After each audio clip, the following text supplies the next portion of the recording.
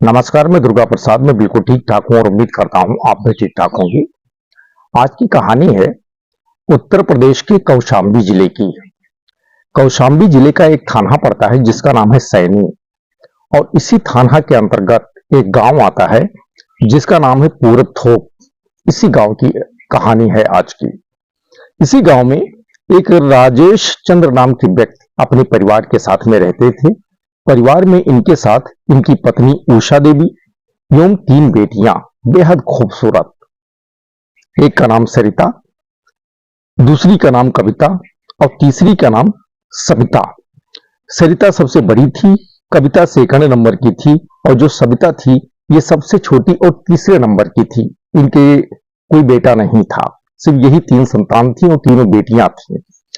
हालांकि राजेश चंद्र और उनकी पत्नी उषा ये दोनों चाहते थे कि 3 बेटियां तो हैं ही, एक बेटा भी हो जाता तो बहुत ही सुंदर होता, और इसके लिए काफी प्रयास किए लेकिन ऐसा हो नहीं पाया। तो यही सोचकर मन को संतोष दे लेते हैं कि चलो कोई बात नहीं है, हमारी जो 3 बेटियां हैं यही हमारे बुढ़ापे का सहारा बनेंगी और इन्हीं का पालन पोषण हम अच्छे तरीके से करेंगे, बेटों के जैसा करेंगे, ताकि आगे चलकर यही बेटियां हमारे बुढ़ापे का सहारा बनने के साथ साथ कुछ अच्छा करें, ताकि मेरा और मेरे परिवार का, हमारे खानदान का नाम रोशन हो। गांव में और भी परिवार रहते थे और सभी परिवारों में बेटियां थीं, लेकिन सभी लोग राजेश चंद्र की तीनों बेटियों को देखते थे तो उनकी खूबसूरती और उनकी होनहारी को देखकर सभी को जलन होती थी और सभी मन ही मन ये सोचते थे कि काश मेरी भी बेटी राजेश चंद्र की तीनों बेटियों की जैसी होती तो बहुत ही अच्छा होता,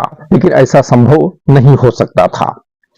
जो राजेश चंद्र थे ये खेती किसानी का काम करते थे और इसी से जो कमाई होती थी, इसी कमाई से अपना और अपने तीनों बेटियों का परवरिश करते थे।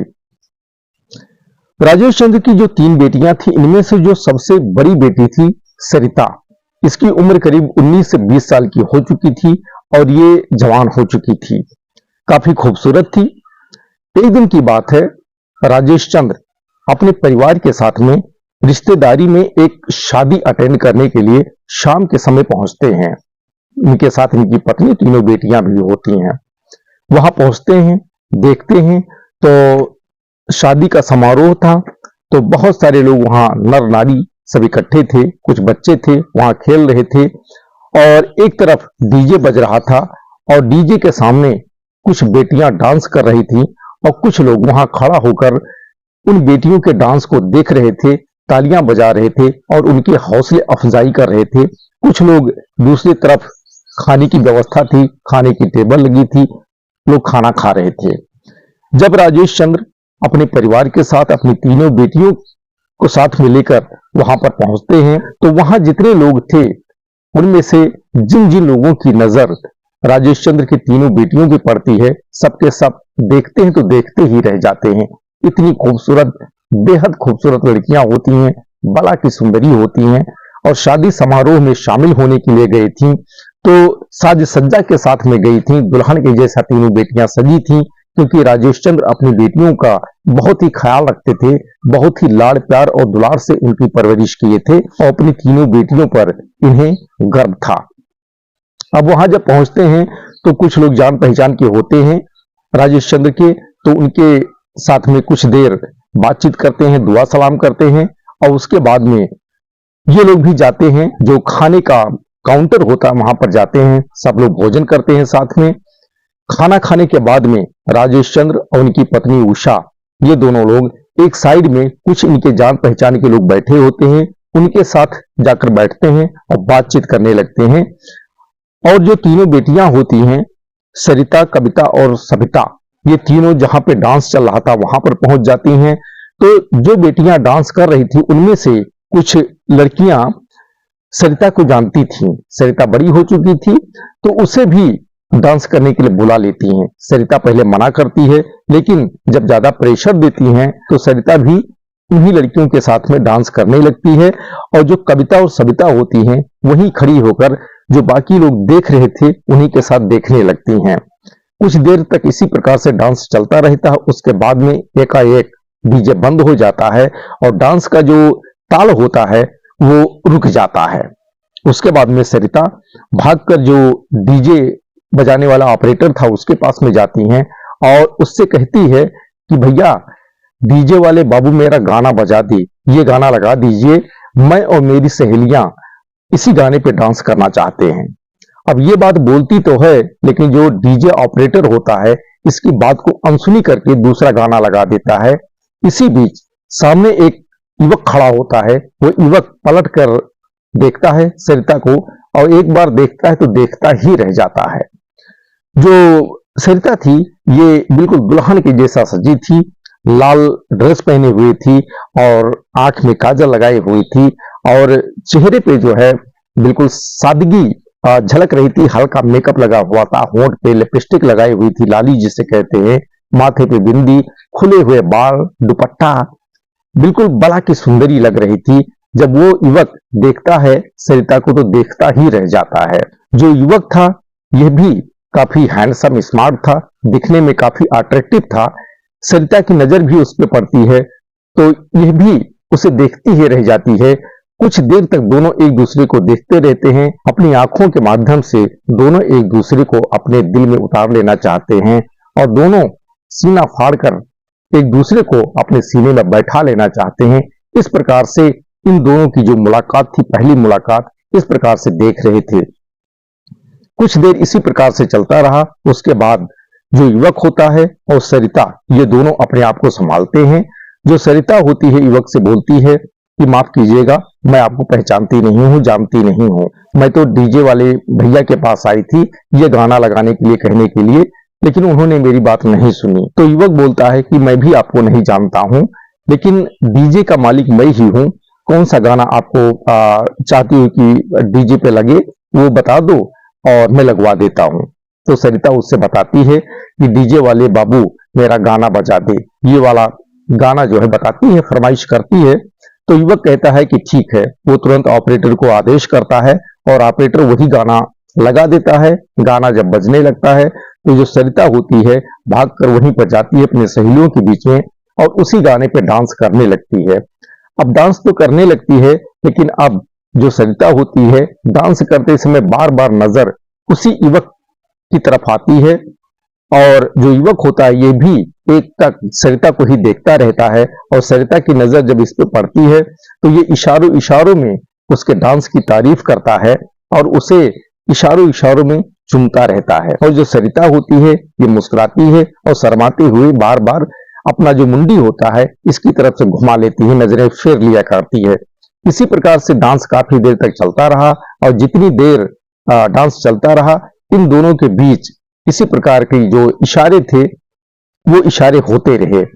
काफी देर डांस चलने के बाद में डांस का प्रोग्राम समाप्त हो जाता है, डीजे बंद हो जाता है। उसके बाद जो युवक होता है समारोह का जो स्थल था वहां से निकलकर एक तरफ बाहर की ओर जा रहा होता है और जो सरिता होती है लगातार उसी को निहार रही होती है। जाते समय जो युवक होता है सरिता को इशारा करता है अपने पीछे आने के लिए। अब सरिता भी अपने आप को रोक नहीं पाती है, उसी युवक के पीछे पीछे आयोजन स्थल से बाहर चली जाती है और युवक एक जगह जाकर एकांत में खड़ा हो जाता है। सरिता भी वहां पहुंचती है और पूछती है कि क्या बात है, क्यों मुझे बुलाए हो। तो युवक बोलता है क्या तुम नहीं जानती हो सचमुच कि क्यों यहाँ पर मैंने तुम्हें बुलाया है। सरिता मुस्कुराती है और शर्माते हुए कहती है जानती तो हूँ, इसीलिए तो आई हूँ, अन्यथा मैं क्यों आती यहाँ पर तुम्हारे बुलाने से। अब जो युवक होता है सरिता की तारीफ करने लगता है, उसकी खूबसूरती की तारीफ करने लगता है और कहता है कि आज तक मैंने तुमसे ज्यादा खूबसूरत लड़की मैंने नहीं देखी है, बिल्कुल ऐसा लग रहा है जैसे स्वर्ग से उतरी हुई अप्सरा हो। जो सरिता होती है अपने बारे में ऐसी बात सुनकर वो मुस्कुराती है और शर्मा कर जो मुंडी होता है नीचे झुका लेती है और उसके बाद फिर से मुंडी उठाकर युवक की तरफ देखती है और कहती है आप भी तो काफी अच्छे हैं, हैंडसम है, स्मार्ट है, इसीलिए तो तुम्हारे पास मैं आई हूँ, मैं भी चाहती हूँ कि तुम्हें देखती रहूं। ये बात जब बोलता है तो अजय कहता है क्या वाकई में तुम मुझसे प्यार करती हो उतना ही जितना मैं तुमसे करता हूँ। तो सरिता कहती है कि हाँ। जब ये बात सरिता बोल देती है उसके बाद में युवक कहता है मेरा दिल करता है कि जितना जल्दी हो सके तुम मेरे सीने से लग जाओ और मैं तुम्हें अपना सीना फाड़कर अपने सीने में बैठा लूं। ये बात युवक बोलता है। तो जो सरिता होती है, सरिता भी यही चाहती थी। वो तुरंत युवक के सीने से लग जाती है। दोनों एक दूसरे को अपने बाहों में जकड़ लेते हैं और काफी देर तक इसी प्रकार से एक दूसरे की बाहों में जकड़े हुए रहते हैं और उसके बाद दोनों अलग होते हैं। फिर सरिता कहती है कि इतना सब कुछ हो चुका है, लेकिन मैं अभी तुम्हारे बारे में कुछ नहीं जानती हूँ, यहाँ तक कि तुम्हारा नाम भी नहीं जानती हूँ। जो अजय होता है वो अपना परिचय बताता है मेरा नाम अजय है, अजय उर्फ मोहित मेरा नाम है। मेरे पिताजी का नाम रामहित साहू है और मैं यही कौशाम्बी जिले का एक कस्बा है सिराथू, सिराथू के पास में एक गांव है, वहीं का निवासी हूँ। गांव का नाम बताता है। और मैं 3 भाई हूं और तीनों भाइयों में से सबसे बड़ा हूं। मैंने 12वीं तक की पढ़ाई की है। पढ़ाई करने के बाद मैं ये डीजे का काम करने लगा और इसी से मुझे अच्छी खासी कमाई होने लगी। तब से ऐसा ही चल रहा है। जो सरिता होती है कहती है फिर तो ठीक है, अच्छा तो है, पैसा कमा तो रहे हो। अब अजय सरिता से उसका परिचय पूछता है तो सरिता भी अपना नाम बताती है, अपना पूरा परिचय बताती है और उसके बाद दोनों एक दूसरे का मोबाइल नंबर शेयर कर लेते हैं और फिर वहां से चले जाते हैं। और उसी दिन से सरिता और अजय के बीच में लगातार बातचीत शुरू हो जाती है और उसके बाद में फिर मेल मुलाकात भी शुरू हो जाती है और ये मेल मुलाकात काफी दिनों तक आगे बढ़ती रहती है। दोनों को एक दूसरे पे जब विश्वास हो जाता है उसके बाद एक दिन दोनों अपने परिवार वालों से बताए बगैर लव मैरिज कर लेते हैं। अब जब मैरिज कर लेते हैं उसके बाद जब इसकी जानकारी सरिता के परिवार वालों को होती है, माता पिता और जो बाकी 2 बहन थी उनको होती है, तो वो लोग जो अजय होता है इससे मुलाकात करते हैं, मिलते हैं। अजय काफी हैंडसम था, स्मार्ट था, दिखने में अट्रैक्टिव था, पैसे भी कमाता था। तो जो राजेश चंद्र होते हैं सरिता के पिता और जो माँ होती है उषा, ये सभी लोग इस शादी को एक्सेप्ट कर लेते हैं, सहमति दे देते हैं। लेकिन जो अजय होता है इसके परिवार वालों को जब इस शादी के बारे में जानकारी होती है तो वो विरोध करते हैं, इस शादी को एक्सेप्ट नहीं करते हैं। उसके बाद में जो अजय होता है वहीं सिराथू कस्बे में जाता है, एक कमरा किराए का लेता है और वहीं पर अपनी पत्नी सरिता के साथ में रहने लगता है। जो अजय होता है डीजे का कार्य तो करता ही था, लेकिन डीजे का जो बुकिंग था कभी कभार कोई आयोजन होता था, समारोह होता था, तभी होता था तो वहीं पर सिराथू कस्बे में एक दुकान किराए का ले लेता है और उसी दुकान में अपना इलेक्ट्रॉनिक्स का जो सामान होता है वो बेचने लगता है। अब जो सरिता और अजय होते हैं ये दोनों पति पत्नी काफी हंसी खुशी से जीवन बिताने लगते हैं। समय धीरे धीरे आगे बढ़ने लगता है। करीब शादी को 3 साल बीत जाते हैं। इस बीच रिश्तेदारी होने के कारण जो अजय था ये अपने ससुराल भी आता जाता रहता था, कभी अपनी पत्नी सरिता के साथ में, कभी अकेला ही पहुंच जाता था।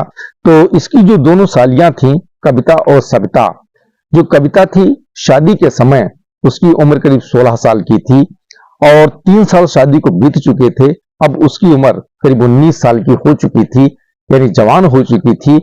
खूबसूरत तो पहले से ही थी, लेकिन अब जब जवानी की दहलीज पे पहुंच गई, जवानी की शुरुआत हो गई, तो और भी ज्यादा उसकी खूबसूरती में निखार आ चुका था। जो शरीर था, बॉडी थी, पूरी तरह से भर चुकी थी, बला की सुंदरी लग रही थी। जो अजय था ये जीजा लगता था, कविता का भी, सविता का भी। और जीजा साली के बीच का जो रिश्ता होता है इसे मजाकिया रिश्ता होता है, माना गया है, लेकिन वो मर्यादा में रहकर और शाब्दिक रूप से जो है ऐसा हो सकता है। लेकिन कुछ लोग होते हैं जीजा साली जो रिश्ते की मर्यादा होती है उसे तोड़ देते हैं, कुछ अलग ही गुल खिलाने लगते हैं। एक दिन की बात है, अजय दिन को 11 बजे के आसपास में अपने ससुराल में पहुंचता है और वहां पर जब पहुंचता है तो कविता को देखता है तो देखता ही रह जाता है। कविता दुल्हन की जैसा सजी होती है। उस दिन गांव में ही किसी की शादी थी और जो राजेश चंद्र थे इनका पूरा परिवार आमंत्रित था। तो जो कविता थी, सविता और पत्नी उषा, ये तीनों लोग जो है उसी शादी में शामिल होने के लिए निकलने ही वाले थे। तब तक अजय पहुंच जाता है और अजय जब कविता की खूबसूरती देखता है तो देखता ही रह जाता है। जो कविता होती है ये खिलखिलाते हुए जीजा के पास में पहुंच जाती है और कहती है, जीजा आइए बैठिए, खड़े क्यों हैं? और उसके बाद में अजय जाता है, एक जगह पर बैठता है और उसके बाद में मीठा लाती है, पानी लेके आती है। अजय पानी पीने लगता है और उसके बाद कविता जाती है किचन में, वहां पे चाय बनाती है और चाय लेके आती है, सामने रख देती है और जीजा अजय के पास में बैठ जाती है, बात करने लगती है। जब अजय चाय पी लेता है उसके बाद में कविता कहती है कि जीजा आप बैठिए, मैं कुछ ही देर में वापस आती हूँ। उसके बाद में कविता छोटी बहन सविता अपनी माँ उषा के साथ में उस शादी में शामिल होने के लिए निकल जाती हैं। अब जो अजय होता है कविता के जाने के बाद में कविता के बारे में हसीन सपने संजोता रहता है, उसी के बारे में सोचता रहता है। कुछ देर सोचने के बाद वहीं पलंग पर लेट जाता है और कविता के ही बारे में सोचते सोचते उसे नींद आ जाती है और वो सो जाता है। अब शाम को 6 बज जाते हैं। 6 बजे जो अजय की सास होती है उषा, वो पहुंचती हैं, अजय को जगाती हैं, कहती हैं बेटा शाम हो चुकी है, उठ जाओ। अब अजय एक झटके में उठकर बैठ जाता है और कहता है कि माँ जी ये तो शाम हो चुकी है, आपको पहले ही जगा देना चाहिए। तो उषा कहती है कि आप सोए हुए थे तो मुझे लगा कि सो रहे हैं तो सोने ही दीजिए, मैं डिस्टर्ब करना उचित नहीं समझी। खैर कोई बात नहीं है, आप जल्दी से जो है हाथ मुंह धो लीजिए। उसके बाद में कविता चाय बना रही हैं, चाय पीजिए। अजय उठता है, जाता है बाथरूम में, वहां हाथ मुंह धोता है और उसके बाद में आता है, कुर्सी पर बैठ जाता है।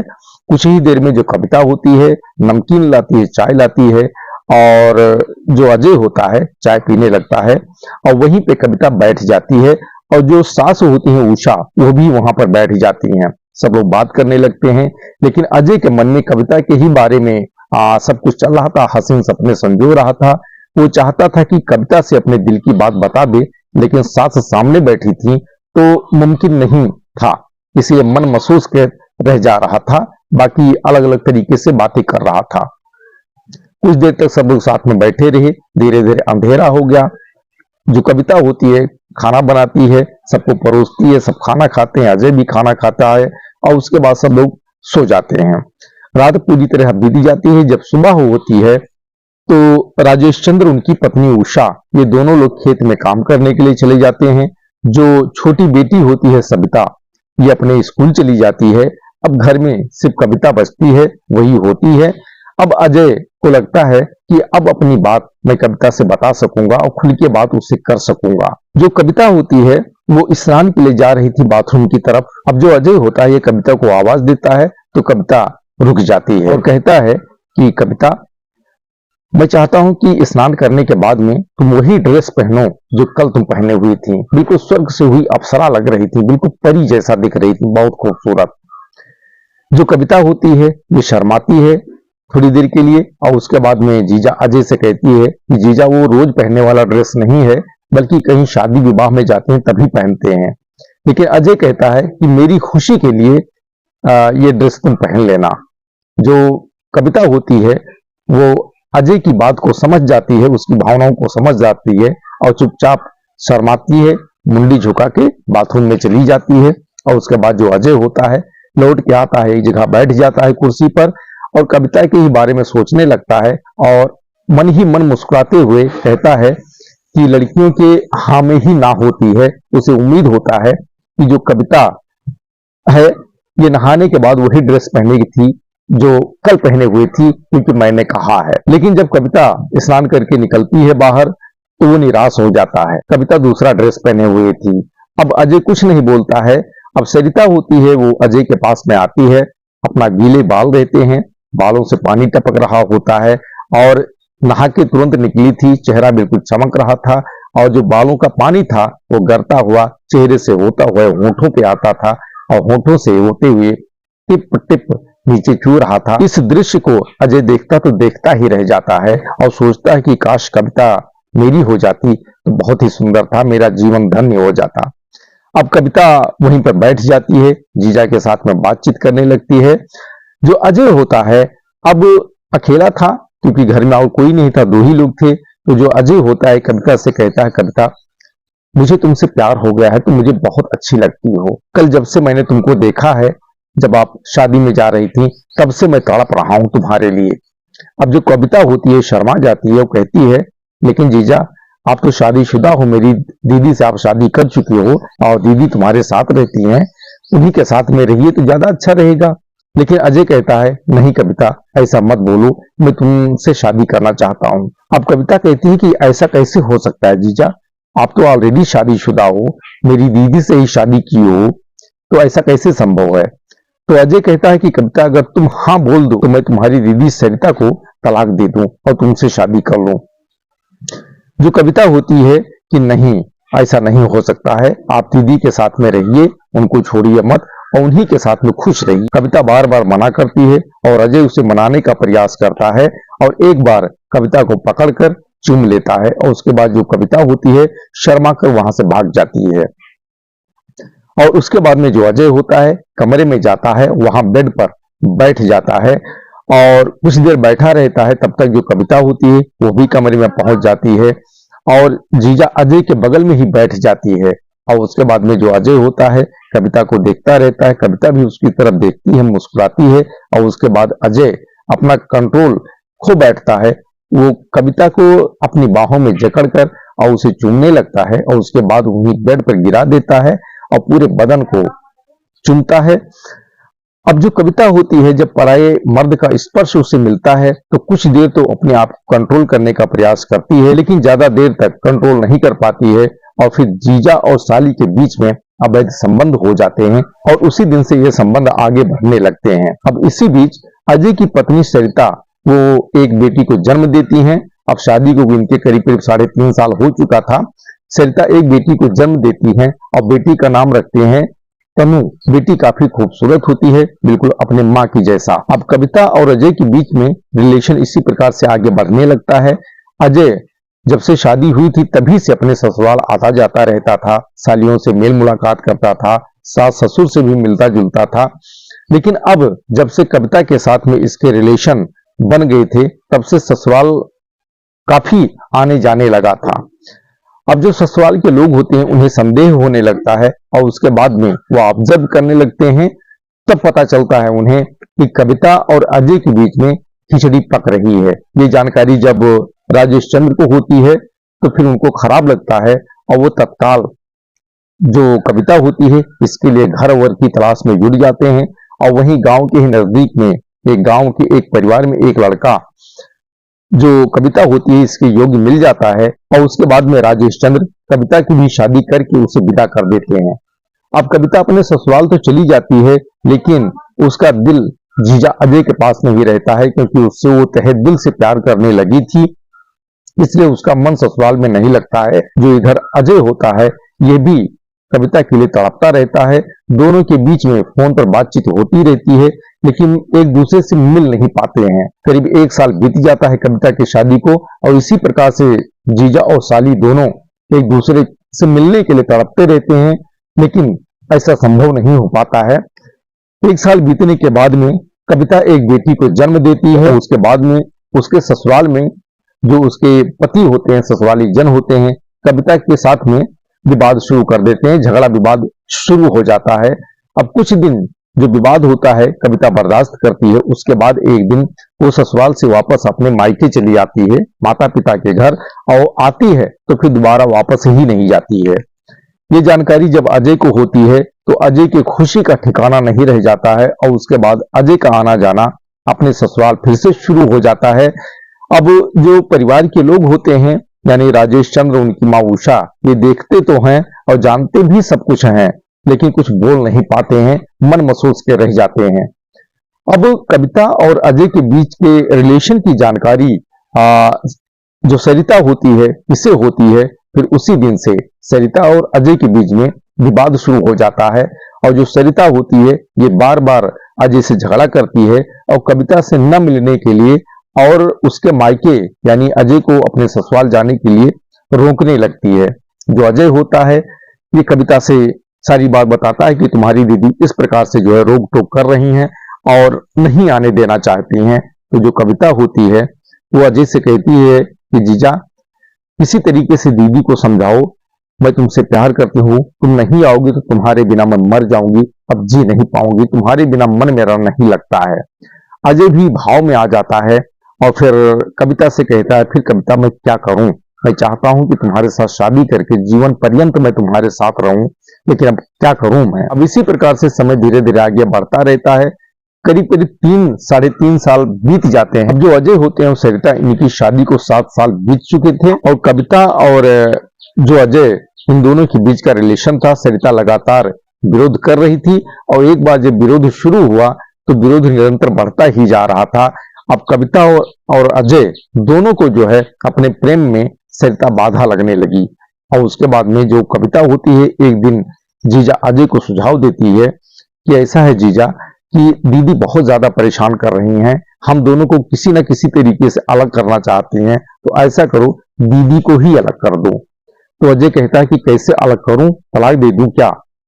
तो कविता कहती नहीं, तलाक मत दो, इसको बिल्कुल ही खत्म कर दो, हटा दो, मार दो इसको। और कविता जैसे अजय से ये बात बोलती है, अजय तुरंत तैयार हो जाता है और उसके बाद में एक दिन जो पत्नी सरिता होती है ये और जो बेटी तनु होती है, उसकी उम्र करीब 4 साल की हो चुकी थी, ये दोनों सोई हुई रहती हैं और सुबह करीब 5:30 बज रहा होता है और उसी समय जो अजय होता है वो किचन से चाकू लेके आता है और सरिता का गला रेत देता है और एक के बाद एक कई बार उसके बदन पे करता है और जो सरिता होती है ये लहूलुहान हो जाती है और उसकी वहीं बेड पर सोते समय ही मौत हो जाती है। वो अपने आप को बचाने के लिए कुछ नहीं कर पाती है, यहाँ तक कि वो चिल्ला भी नहीं पाती है। उसकी मौत हो जाती है तो उसकी डेड बॉडी को खींचकर बेड से नीचे पटक देता है और जो बेटी होती है तनु, इसी बीच उसकी भी आंख खुल जाती है और इस दृश्य को देखती है तो बेड से तुरंत नीचे उतरती है, चिल्लाते हुए बाहर की तरफ भागती है। अब जो अजय होता है डर जाता है कि बेटी अभी बाहर जाएगी, शोर शराबा करेगी, सब लोग आ जाएंगे तो हम पकड़े जाएंगे। फिर एकाएक बेटी को भी अपनी तरफ खींच लेता है और वहीं दीवार पर जोर से सिर उसका लड़ाता है और जो 4 साल की बेटी तनु होती है उसकी भी मौत हो जाती है और उसके बाद में बेटी और पत्नी दोनों की डेड बॉडी को कमरे के अंदर ही छोड़कर दरवाजे को हल्का सा बंद करके जो अजय होता है वो घर से बाहर निकल जाता है। अब जो सिराथू कस्बा था यहाँ जाता है, घूमता टहलता है, एक दुकान पर जाता है, वहां समोसा खाता है, कुछ देर बातचीत करता है, उसके बाद वहां से प्रयागराज के लिए निकल जाता है। अब जो अजय था ऐसी ही दुकान पर गया था जहां पर सीसीटीवी कैमरे लगे हों, ऐसे ही दुकान के सामने गया था। उसके बाद प्रयागराज चला जाता है। अब इलेक्ट्रॉनिक दुकान तो थी ही उसकी, तो वही इलेक्ट्रॉनिक सामान खरीदने के लिए प्रयागराज पहुंच जाता है और उन्हीं इलेक्ट्रॉनिक दुकानों पर प्रयागराज में वो जाता है जहां पे जानता है कि यहाँ पर सीसीटीवी कैमरा लगा है, वहां पे जाता है और कुछ हल्के फुल्के इलेक्ट्रॉनिक सामान खरीद कर और उसके बाद में वही 4 बजे के आसपास में वापस फिर से सिराथू पहुंच जाता है। अपने दुकान के अंदर सामान रखता है, फिर से घूमता टहलता है और उसके बाद शाम को 6 बजे अपने कमरे पे पहुंचता है, घर पे पहुंचता है और जैसे कमरे के अंदर एंट्री लेता है, सामने सरिता और बेटी तनु की डेड बॉडी पड़ी होती है। मारा उसी ने था, लेकिन अनजान बनने के चक्कर में तुरंत वो शोर शराबा करता है, रोने चिल्लाने लगता है। उसकी चीख पुकार सुन के जो आसपास के पड़ोसी होते हैं, लोग होते हैं, नर नारी होते हैं, वो भागकर वहां पे पहुंचते हैं और देखते हैं तो सामने सरिता और तनु की डेड बॉडी पड़ी होती है। सभी लोग दुखी होते हैं, परेशान होते हैं कि आखिर ऐसा क्यों हुआ, किसने किया। इसी बीच जो उस इलाके के विधायक होते हैं उनको पता चलती है, वो भी वहां पे पहुंचते हैं, वो भी देखते हैं, वो भी हैरानी जताते हैं क्योंकि माँ बेटी की डेड बॉडी पड़ी थी, बेटी की उम्र मात्र 4 साल थी, तो विधायक भी परेशान हो जाते हैं, हैरान हो जाते हैं और उसके बाद तत्काल वो पुलिस को सूचना देते हैं और सूचना पाकर जो सैनी थाने की पुलिस होती है, पुलिस की एक टीम कुछ ही देर में घटनास्थल पर पहुंच जाती है। इसी बीच सरिता के परिवार वालों को भी सूचना भेज दी जाती है। सूचना पाकर जो सरिता के पिता होते हैं राजेश चंद्र, उनकी माँ उषा और जो दोनों बेटियां होती हैं कविता और सविता, सविता को तो पता नहीं था, कविता को सब कुछ पता था, लेकिन दिखाने के लिए रोते चिल्लाते सब लोग वहां पर पहुंचते हैं। कविता भी वहां पर पहुंचती है और उसके बाद में जो पुलिस होती है सबसे पहले माँ बेटी की डेड बॉडी को अपनी कस्टडी में लेते हैं और वहां मौके पे मुआयना करते हैं और उसके बाद पुलिस की टीम अपने आला अधिकारियों को सूचना देती है। सूचना पाकर जो वहां के आला अधिकारी होते हैं पुलिस विभाग के, वो भी कुछ ही देर में डॉग स्क्वाड एवं फॉरेंसिक टीम के साथ, पूरे दल बल के साथ घटनास्थल पर पहुंचते हैं। फॉरेंसिक टीम वहां पे साक्ष्य संकलन करती है, इकट्ठा करती है। जो पुलिस की टीम होती है, आला अधिकारी होते हैं, जो पति अजय होता है उससे पूछताछ करते हैं, लेकिन उससे पूछताछ करते समय पुलिस को उस पर संदेह हो जाता है, लेकिन उस वक्त पुलिस उनसे कुछ नहीं बोलती है। जो आसपास के लोग होते हैं भारी मात्रा में वहां इकट्ठा होते हैं, उनसे भी पुलिस पूछताछ करती है, लेकिन कोई क्लू जब नहीं मिलता है तो स्थानीय स्तर पर जो कागजी कार्रवाई होती है उसे पूरा करने के बाद में पुलिस सरिता और बेटी तनु की डेड बॉडी को पोस्टमार्टम के लिए भेज देते हैं। उसके बाद में पुलिस जांच पड़ताल शुरू कर देती है। इसी बीच जो सरिता के पिताजी होते हैं राजेश चंद्र और माँ उषा और जो बेटी कविता होती है ये और सविता, ये चारों लोग जो सैनी थाना होते हैं यहाँ पहुंच जाते हैं। और जो छोटी बेटी होती है सविता, ये पुलिस के सामने रोती है और चिल्ला चिल्ला के कहती है कि जीजा अजय का मेरी बहन कविता के साथ में अवैध संबंध था, कविता भी वहीं रहती है, संबंध था और इस चीज का सरिता दीदी लगातार विरोध कर रही थी।